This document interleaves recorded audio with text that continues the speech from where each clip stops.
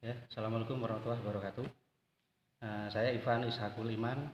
Di sini saya akan mereview untuk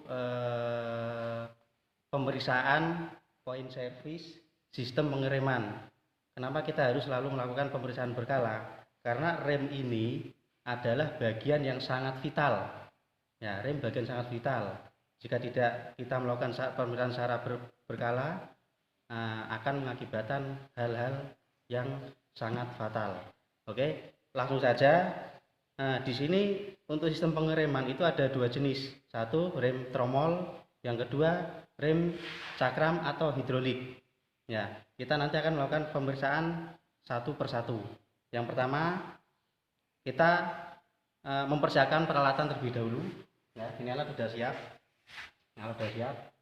Nah, alat-alat yang untuk melakukan pemeriksaan itu yang pertama mistar atau penggaris, yang kedua jangka sorong, yang ketiga mikrometer, yang keempat dial gauge indikator.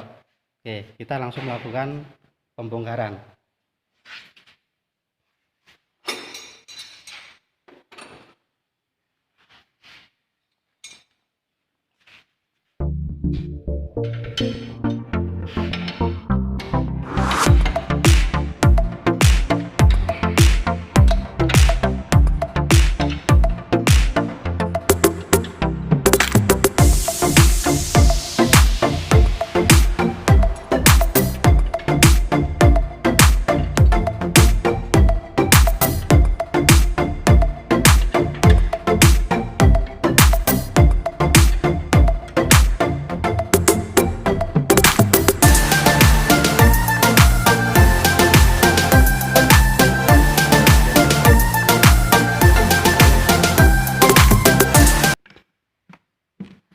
Kita buka terlebih dahulu.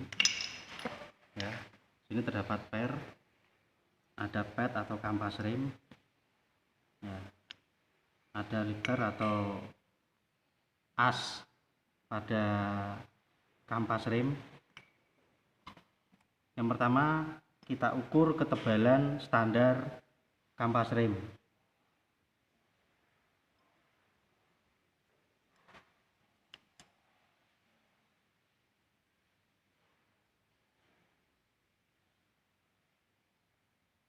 Ya, kita ukur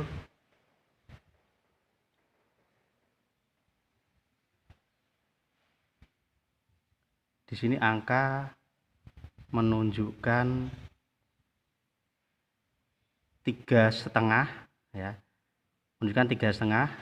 Nanti akan kita lihat di buku manual book service apakah ini masih dalam kategori sudah tidak layak pakai atau kategori masih batas toleransi atau masih dalam keadaan bagus.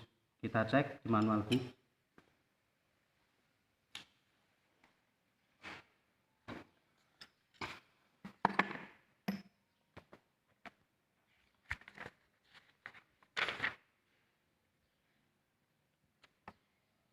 Ya, di sini sudah ada keterangan ketebalan pada kampas rem, yaitu ketebalan dalam kondisi normal atau biasanya motor ini baru dipakai atau kampasnya baru melakukan penggantian itu 4,0 mm atau 0,16 in. Dari hasil ukur tadi 3,5. Ya, sedangkan limit di sini 2,0 mm atau 0,08 in. Artinya apa? Kampas ini masih layak dipakai atau masih dalam batas toleransi. Oke, untuk pemeriksaan selanjutnya yaitu kita memeriksa cam atau garis pada penggerak kampas rem itu sendiri. Ya, jika masih bisa digerakkan seperti ini itu berarti masih dalam keadaan normal. Biasanya ada kendala rem itu ngancing, yaitu ada dua penyebab kemungkinan. Di sini dia tidak bisa bergerak atau mengalami korosi. Yang kedua, kampas rem ini habis. Ya, di kampasnya ini habis. Artinya sudah tidak layak pakai dan harus melakukan penggantian. Oke, untuk biar gesekan di sini, tidak terjadi gesekan yang sangat kencang antara logam satu dan logam lainnya, alangkah lebih baiknya ketika melakukan pembongkaran kita kasih pelumas.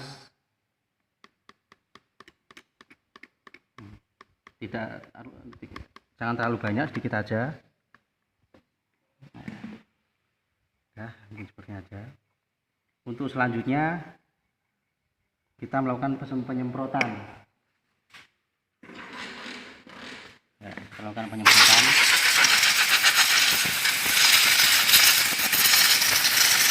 Diberikan untuk menghilangkan debu.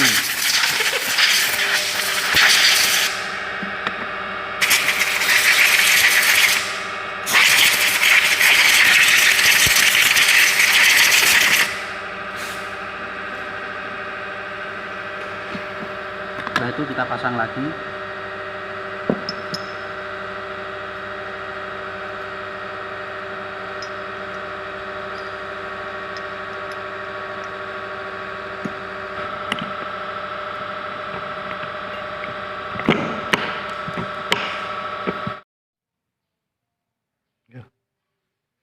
Oke, kita periksa diameter pada kampas atau tromolnya. Jelas lagi.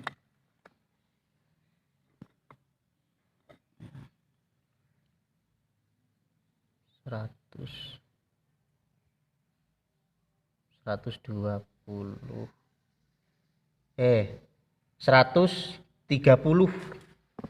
ya, masih dalam keadaan normal. Hasil ukurnya 130, berarti ini dalam kondisi masih normal ya. Adapun di sini batas limit 131, artinya apa? Jika hasil ukurnya itu 131 lebih, itu berarti dia makin melebar atau mengalami kausan ya. Dan untuk selanjutnya kita sudah melakukan pengecekan keseluruhan. Selanjutnya kita melakukan proses pemasangan kembali.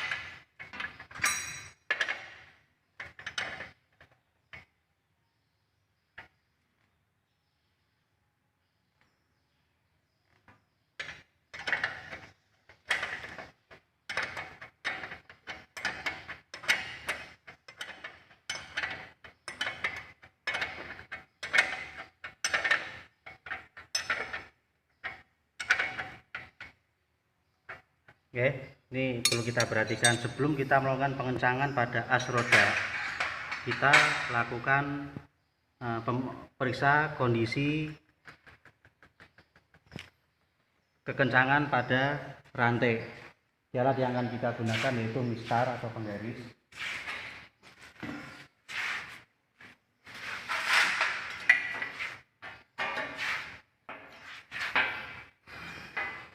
Ya, kita ambil yang tengah ya.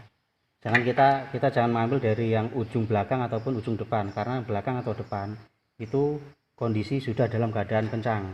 Yang dimaksud untuk melakukan pemeriksaan pada kekencangan rantai itu bagian tengah-tengah di tingkat kekendoran ya. Di garis yang paling bawah anggap aja ini angka 0 ya. Jadi naik turunnya rantai itu nanti yang akan kita periksa standarnya berapa.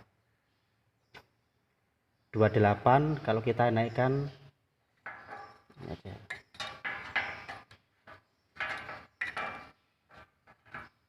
ya, 0. Ngebaca ini 0, kita naikkan sampai angka 2, artinya ini dari 6 ke 2 itu kan 40, berarti ini masih dalam keadaan kendor. Jadi kita harus melakukan pengencangan lagi sampai di angka standar, yaitu antara 20 sampai 25.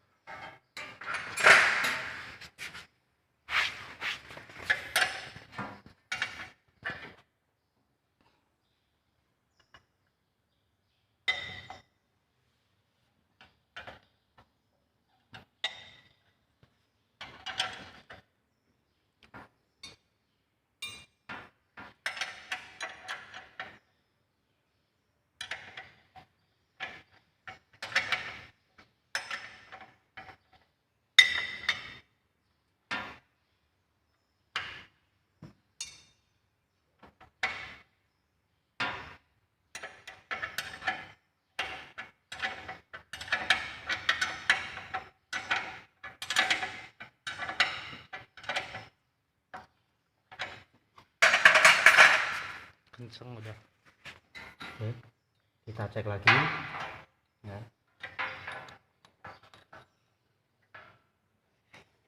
Baca ini di angka 2, kita naikkan lagi angka 4, 10, 20, 25 ya. Jadi ini cukup di standar kekencangan rantai itu 20 sampai 25 mili. Jika lebih dari itu, artinya rantai ini sudah tidak layak pakai atau harus melakukan penggantian. Ya. Jadi tanda-tandanya apa? Ketika melakukan penyetelan, di sini kan ada angka 1 sampai sekian. Ini kalau udah mentok ke atas, dia masih kendor. Berarti rantai ini sudah mengalami kekendoran atau sudah tidak layak pakai. Ciri-ciri yang kedua, gerigi ini kondisinya sangat tajam. Nah, itu juga harus melakukan penggantian. Mungkin untuk yang terakhir yaitu kita cek kondisi pengereman terlalu dalam apa enggak, kita cek. Yang terakhir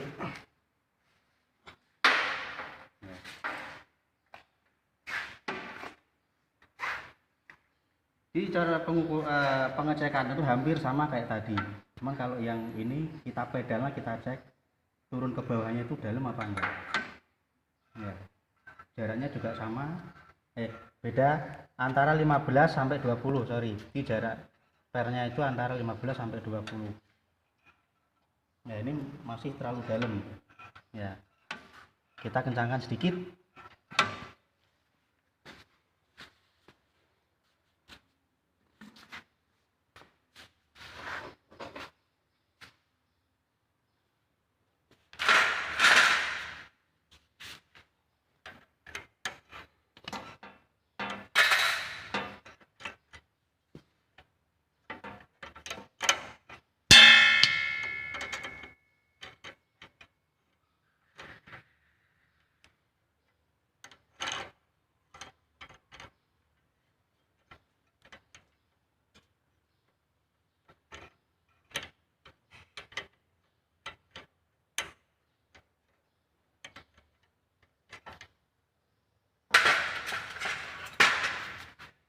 Oke, kita cek ulang. Ini jarak main bebasnya 15 sampai 20, berarti udah cukup ya. Mungkin itu untuk sistem pengereman jenis tromol ya, sudah saya jelaskan mulai dari awal sampai akhir ya. Nanti untuk video berikutnya kita lanjut ke rem jenis rem hidrolik atau rem cakram ya.